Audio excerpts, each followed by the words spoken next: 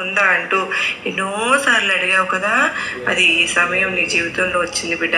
అయితే సొంతిల్లు కొనుక్కుంటున్నావు లేదా కొట్టుకుంటున్నావు, ఏదో ఒకటైతే చేస్తావమ్మా. లేదంటే ఆ సొంతిల్లుకు కావాల్సిన భూమి ఏదైతే ఉందో అది నీకు దాన్నైనా కూడా కొంటావంటే నువ్వు అనుకున్నది జరిగి తీరుతుంది.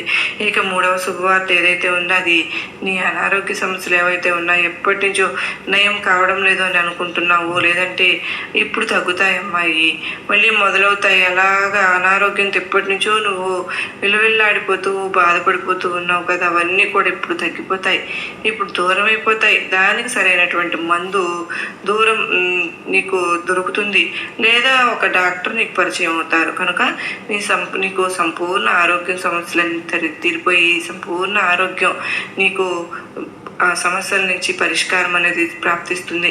మరి నాలుగవ శుభవార్త ఏంటి అంటే, ఒక భూమికి సంబంధించిన సమస్యలు ఏవైతే ఉన్నాయో అది భూమికి సంబంధించిన సమస్యలు కూడా దూరం అయిపోతాయి.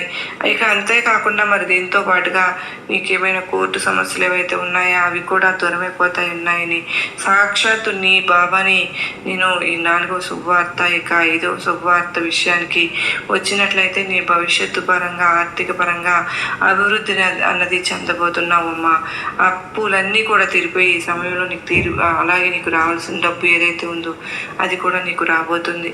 ఆర్థిక విషయాల్లో గొప్ప రోజులు నీకు రాబోతున్నాయని నేను నీ దుర్గ బాబాను చెప్పబడుతున్నాను బిడ్డ. నీ ఆదాయాన్ని పెంచుకోవడానికి అనేక అవకాశాలు లభిస్తాయమ్మా.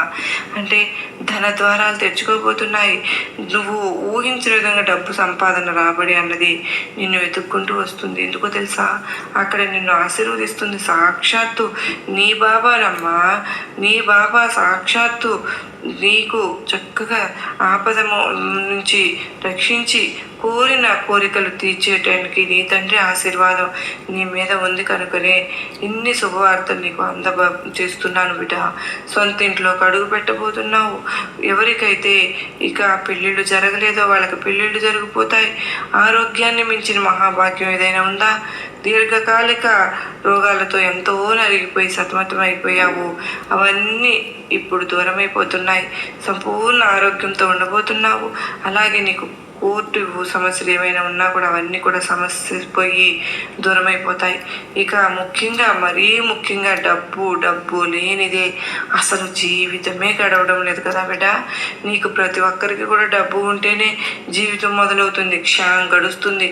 అలాంటి డబ్బు పుష్కలంగా నీ దగ్గరకు నిన్ను తుక్కుంటూ రాబోతుంది. ఇంతవరకు అప్పులతో ఎంత బాధపడ్డావో, వడ్డీలు కట్ట